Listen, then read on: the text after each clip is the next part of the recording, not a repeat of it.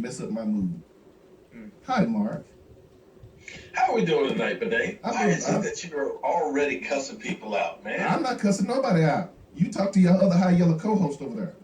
See, He you know better what? watch his We got mouth. enough racism out there with Donald Trump and firing off all this stuff. Do we have to fight between us? Shouldn't it be us against the world? No, Can't we all just get along? Mark, I mean, you cool. I mean, you high yellow, but at least you're tall. You don't need a ladder to open up a door to reach the doorknob. So me and you cool. You can ride all the rides at Six Flags. So we all right.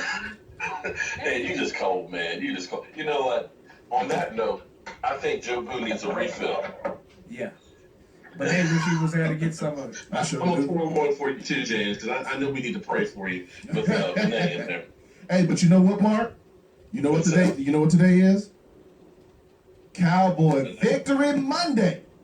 And you know, I'm beginning to love this, man. You know, after last year going through that 4-12 season, this year has been unbelievable. But I got to tell you, man, once you go Dak, you never go back. Right on.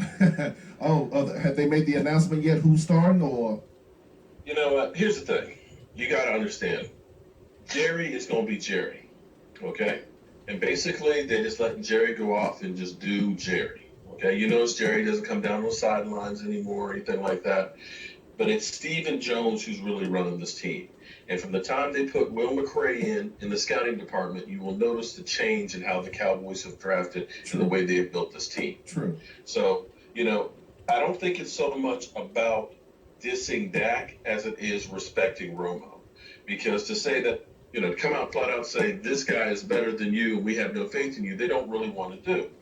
Do you But the think? reality is, yeah. I'm sorry. Do you think that they No. just don't have faith in Romo, or I'm one of those? You got momentum going. You got chemistry going. You have everything. Nobody's saying Romo is a bad quarterback. Nobody's saying Romo can't do the things that he did, although he may not because he is older with all the injuries he's had in the past. But right now, I'm riding with the horse that brought me. Why change anything up if it's, what's the old saying? If it ain't broke, don't fix it. What's wrong with this? And having a 7-game win streak. And the thing that I think we talked about this last week, but it's amazing how no matter what this team does, they will never get credit. Okay, you know, everybody's saying, "Oh, well, it's only the Cleveland Browns," but you know what? You still went out and you took care of business It's an against the NFL bad team. team. It is an NFL team. Any given Sunday. And to be 7-1 is unbelievable because there's only one other 7-1 team. And if it was just about you were on a great offensive line and a running game, Well, that's then how how that's it everybody should else be. doesn't have those kind of stats. Right. Yeah. Well, so it don't matter. It don't matter what we have. Certain teams have certain things that other teams don't have. Then that's between the organization and how they draft. Just because we utilize our draft better than most teams and got a dominant offensive line, so Right. you mad? Well, you know what? Between my YouTube page channel, it's great with all the comments and stuff. But if I get one more idiot that goes ahead and gives me another comment like, if the Cowboys make the Super Bowl with Dak, they should have Tony Romo start. And I'm kind of like, wait a minute. So, Really? and I get tons of these that are talking about, oh, well, Tony Romo should start the playoffs. You know what? How many years was Tony Romo there, the quarterback, and couldn't get into the playoffs? You know, when we were at 8-8 and need that last game to get in. Why would you reward him with the playoffs if somebody else did all the work? I mean, this isn't Little League football where everybody gets a little participation trophy. Right. You know, this guy has played lights out. I mean, to be second in the NFL in QBR behind Tom Brady. And how many records has Dak broken so far? Both Cowboy and NFL? I mean, They're breaking records every week. Right. every game he's been above 100 QBR except for 2, which is a record in itself. His QBR for the season is 104.2.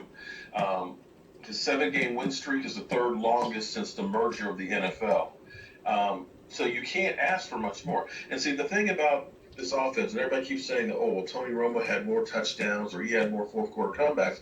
Well, a lot of reasons why we had to have those fourth-quarter comebacks because of Tony Ono throwing picks and things. He's playing mistake-free football. You know, people are saying, well, he's not launching the ball downfield. Because if you watch him, and I go through the game film, what he's doing is he's going through his progression, and he's looking for that best matchup with the highest percentage pass that you can make. And it's not always going to be what Tom 40 or 50 Brady yard does. downfield. Which is exactly what Tom Brady does. And I love what he said. So, are you worried about not getting the ball in this? He said, I throw to the open man. And that's what he Right. should do. I understand, but and maybe the media down here is making a big deal out of it. I don't know. Dez You know only got what? a couple of balls I tell targeted. you, I see, again, I always make fun of ESPN and things like that. But see, you got to understand that they're looking for stuff to talk about. And see, I think right now, this team is truly a team. If you look at them, how they were playing mannequin on the plane and stuff yesterday, them going out, hanging out, going to dinner together. This team is a team.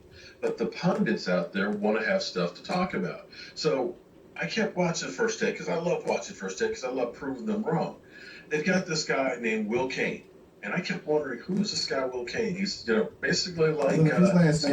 if his last name is Kane, he's probably stupid anyway. We have a Kane on Well, our show. here is what's interesting because I started doing some research on him. This guy a year ago didn't have the beard and mustache. He was actually a Republican pundit for Glenn Beck.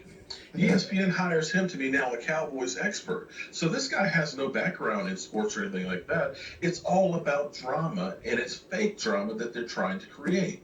We're going back through, and you're seeing headlines about Zeke Elliott that there was another assault. Yeah. Well, if you go through next and read it, it was another report that the same woman made back in February. The police came through there, and it was like there's nothing to report. But it's being drug up that Ezekiel Elliott's about to be suspended by the NFL because people are looking for the clicks. Right. Oh, real quick. Next week, do you see any matchup problems between the Steelers and the Cowboys? Offense versus defense per position. Well, their defense stinks. Really? Steelers defense. Oh my God, man! Everybody's been running roughshod over them. They're ranked, I think, 27th in the NFL. It's not a very good defense. That whole team is all Big Ben, and Big Ben is right now really on one leg, and he looked awful yesterday. Now, it is the Steelers, and it is in Pittsburgh, so it's always going to be a tough match. But I think the Cowboys will actually have the edge, especially with our defense. Now, our defense doesn't get a lot of credit and much love because everybody's talking about the rookies. But our defense, like I told you, is going to be, is a top 10 defense. And those 4 sacks yesterday, we're 15th in the league in sacks alone with 18.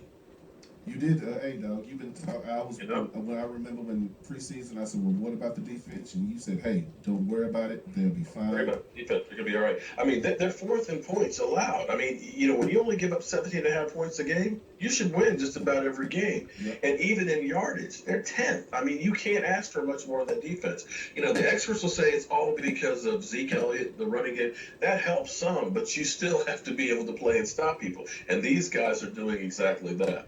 Well, you know what kills me? They say, "Oh, the Cowboys are winning because of Zeke Elliott and the offensive line." Well, yeah, that's what he's supposed to do. Right. But So it's not one particular part that does anything. See, if you've actually watched what the Cowboys have been doing, they're a matchup for a defensive coordinator. Okay, when you looked at when we played in Cincinnati, Elliott ran roughshod through them. Okay, and same thing in Green Bay. Then the following week, the Eagles decided we're going to go ahead and stop the run game and force Dak to beat us. So what does Dak do? He starts hitting long passes, which he hadn't before, to Dez Bryant. So now defensive coordinator's thinking about, okay, we got to stop the run. We got to go ahead and stop Dez Bryant. And what does he do? He hits Mr. ARP himself, Jason Witten. So there's too many pieces out there.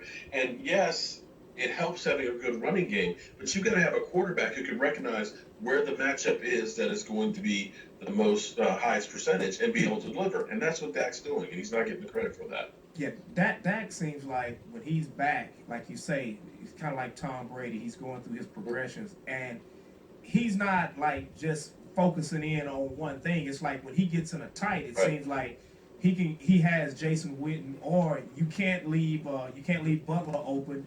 And you can't leave or Beasley, because they can get it and go, So it's like it's like you got to cover the whole field, and you can't. And wherever the weakness is, that's where you hit them. And it's, I mean, I think it's a perfect thing. Yes, a chemistry for success. It's a beautiful thing to watch. Yeah. So, what's your prediction for next week? And again, when you address the matchups, you saying the Pittsburgh's defense is terrible. The offense will have no problem going through that defense. The question will be is how well does Big Ben play? But I think the Steelers are actually in some trouble for this season. Okay. They took too many holes. The team's gotten old, and Big Ben is getting like Tony Romo, where he can't stay on the field much anymore. Well, I mean, didn't he have like what something a broken hand or something? What like 2 3 weeks ago? He went out. No, he had his meniscus operated on his knee 3 weeks ago. Yeah. And it was questionable whether he was going to come back for that game. And they always say, well, he was 2-6 in games after coming back from injury. And I'm hoping that it'll end up being carrying over to Dallas next week, because without Big Ben, that team is nothing. Well, Mark, you're saying that the Pittsburgh Steelers are not, I guess, what everybody is saying that they are, because all the haters on Facebook are saying if the Cowboys can beat Pittsburgh, then they'll get some respect. They said the same You thing know, about Green Bay. You know how They did. how many times we've heard that this season? Yeah. Now, when the Philadelphia Eagles beat the Cleveland Browns and the Bears, and all of a sudden everybody was talking about they were the best team in the division, that their defense was so tough and everything. They said, until we played Cincinnati, we hadn't played a team. We beat Cincinnati. Oh, they're not any good. So we go to Lambeau Field. Oh, yeah, you'll get some respect if you go ahead and beat the Packers. We go in, we kill the Packers. Oh, Aaron Rodgers is terrible. Okay. So we keep going through all these games, and everybody keeps saying, you'll get some respect if you do this, you do this. Hey, guess what? We're 7-1 with Right. the best record in the NFL. Ridiculous. If you can't respect that, you're not going to respect anything we do. But So, you have the I hope haters that out there. They're waiting for that one loss Yeah. so that they can say Oh, that they know the I Cowboys told are you. sorry. They knew the Cowboys suck. They're not going to the Super Bowl. They're not going to the playoffs. They're not going to do this. They're not going to do that. Well, we're 2 games ahead of anybody else in the division anyway. Right. So Right. what? And a game ahead of everybody in the conference. Yeah. So, I mean, all these Cowboys have to do, if they go 500, that takes them to 11-5, which will definitely get them in the playoffs. If they can go 5-3, I think that they'll pretty much lock up home field advantage throughout the playoffs. Well, So I don't expect them to go 15-1. They're going to lose a game or two in here. The Right. question will be which one. But I will say that this team is focused. They're hungry, and they don't know any better because most of these guys are young. right, and that's what I like about them. They're a young, excitable team. And Yeah. I don't think that listen, Tony Romo is a great quarterback, and I respect him and everything. But on the same token, if you ask, I'm pretty sure behind the scenes, if you ask anybody in the locker room, they'll tell you straight up, this is Dak's team. Well, if you actually listen to Jason Witten after the game, he was on game day with Deion Sanders. And basically he said that, Tony Romo knows what's going on. He's a veteran. You see him on the sidelines, happy as can be, and, it's all about winning for all of us. He basically said that Tony understands that you don't change up with something that's working like it is now. All right. True. I mean, but it's like you have the naysayers. I have guys that I work with. They come in and they say, "Hey, man, listen, when are y'all gonna bring Romo back? He's y'all starter, and when are y'all gonna bring him back?" And I said, It's so funny because Brett Favre got his job from injury.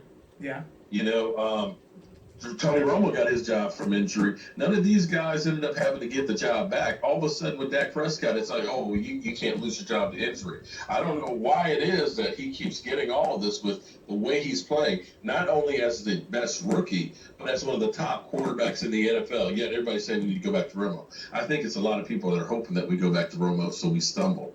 right." Well, that being said, Mark, I think that either Zeke Elliott, if he keeps running the way he's running, or Dak Prescott will get either MVP of the league or Rookie of the Year. Definitely Rookie of the Year.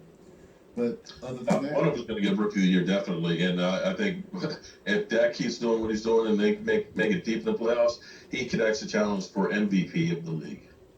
all right, Doc, we'll tell folks how to get in contact with you, Mark. Every Monday night here on the Benet Embry Show with our new studio set up. I gotta love the picture and everything in there. Of course, definitely check out my YouTube channel. It's under Mark Holmes. And on Facebook, you can get Cowboy Joe Boo, or if you just Google Cowboy Joe Boo, you'll find us everywhere. Hold on, we gotta see you drink that rum. Right on. Yeah, you gonna take that shot? You gonna take that shot? Up your butt, Joe Boo. All right, Mark. All right, hey, Mark, hey, real quick before you go. When you got your camera set, I see you just built a brand new man cave. Oh, well, yeah, this is our new locker. It's a replica locker of the Cowboys for Joe Boo, of course, so that we can have his rum and cigars, and he's ready for game day. Right. All right, Mark. Nice. So, same time next week, hopefully, after another Cowboy victory.